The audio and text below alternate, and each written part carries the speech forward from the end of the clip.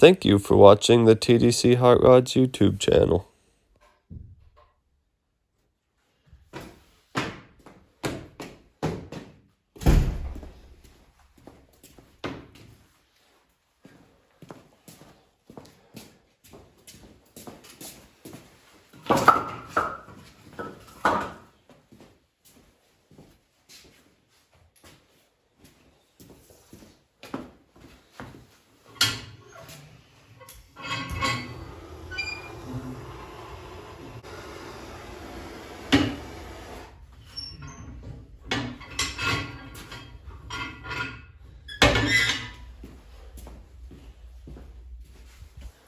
Hello guys, welcome back.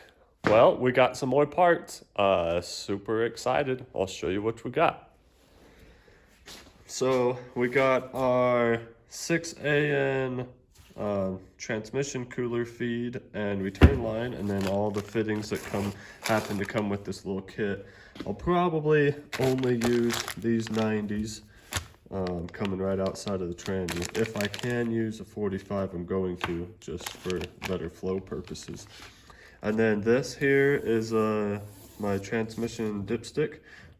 Super excited about that. That will match the engine dipstick that I got right here. And then we got our little fitting here and the T for the turbo feed lines. And yeah, so super excited about that. So that's what we're gonna work on right now. We're gonna work on putting the feed stuff together, as long as I can get the plug out of the block. I don't know how hard that's gonna be. And then it's cold in here. Should probably turn the heater on. And then I am going to probably put the dipstick tube in and start working on the feed line. And whatever I don't get done there, I'll go ahead and finish it up in the morning. Anyways, let's get to work.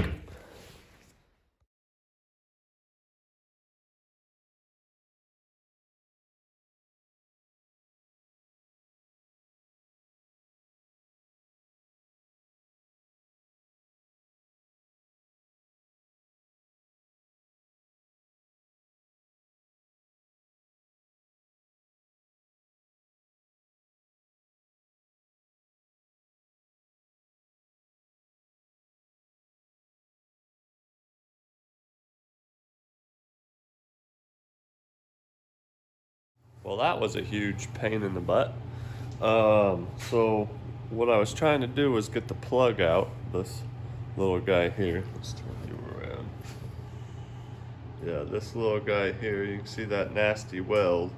Well, what I had done was it had a square hole that indented into the plug. Well, I didn't have a square socket to try to put on there to get this plug out. Well, this plug is where I was trying to tie into to tee off for the turbo feed lines. So I put a bolt in there and welded on it, and it just busted the head off. So then I put this big nasty weld on the side, hoping that I could take a punch and hit the side of it. You can kind of see where I did that, and get it to come loose. Well, it actually worked, but it sure was a pain in the butt. But I'll show you guys what I did for the feed lines. Where's my flashlight? So you can see right up in there, I just teed it off of the oil port right above the filter. That way the turbos will have the oil coming out of the same port, and it'll be filtered oil, which will be really nice. Anyways, I am going to get working on trying to put this here dipstick tube in. I don't know how well that's gonna go. I should have thought about that before I put the tranny in.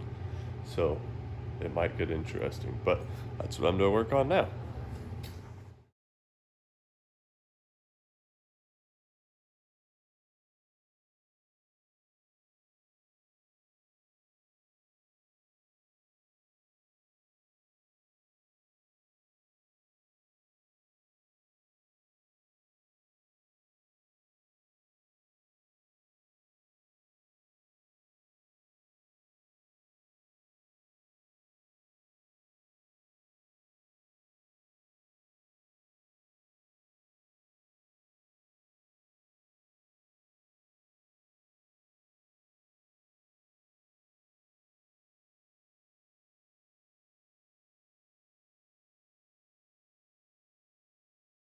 So I got the bracket mounted here. I think it looks really nice with the dipstick in there. It looks real nice and clean, and it matches my engine dipstick.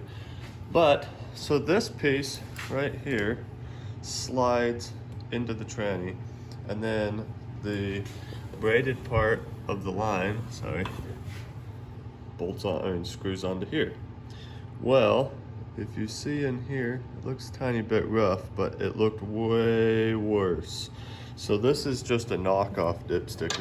It's a knockoff of the low car. So it's got a solid metal dipstick, like most dipsticks, but it kept catching right here at the end. Every single time the dipstick come down, it would catch at like an angle because it's not perfectly straight in and out. And I could never get it to go in. So what I just barely did was you can see where I chamfered the inside of that back. It was already chamfered a tiny bit, but not much. So I chamfered it quite a bit more.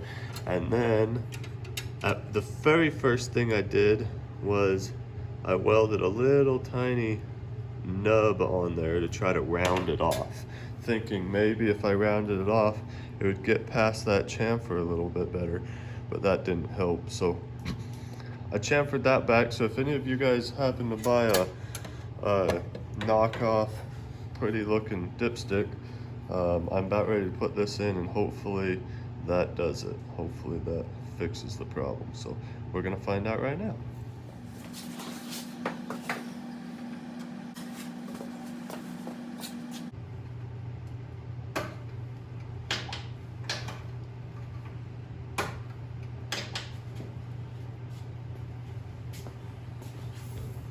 All right, so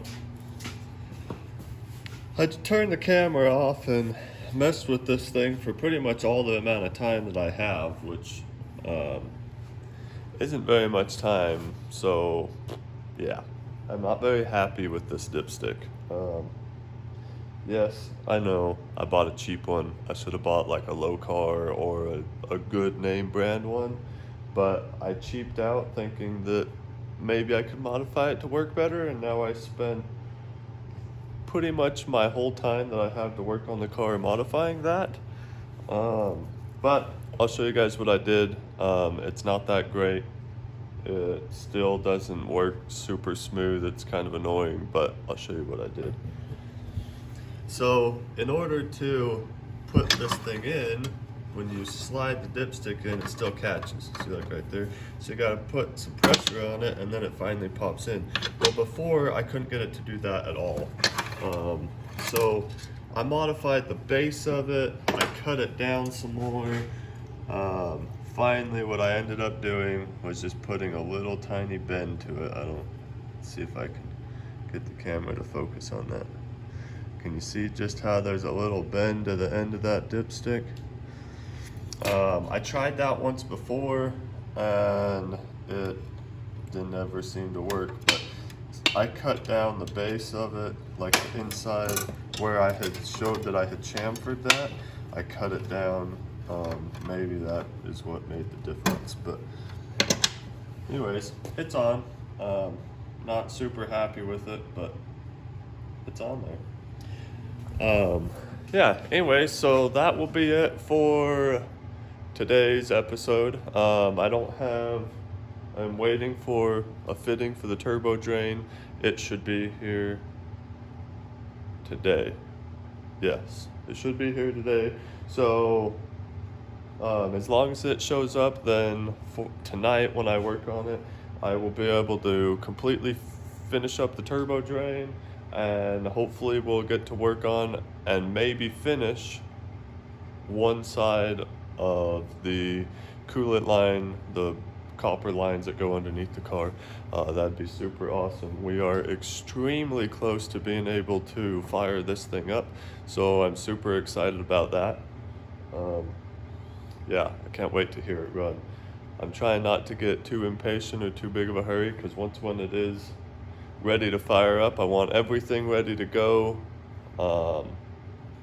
as in everything is buttoned up how it needs to be, so I don't have to come back and do anything else a second time. Yeah, anyways, thanks you guys for watching, and see you on the next one.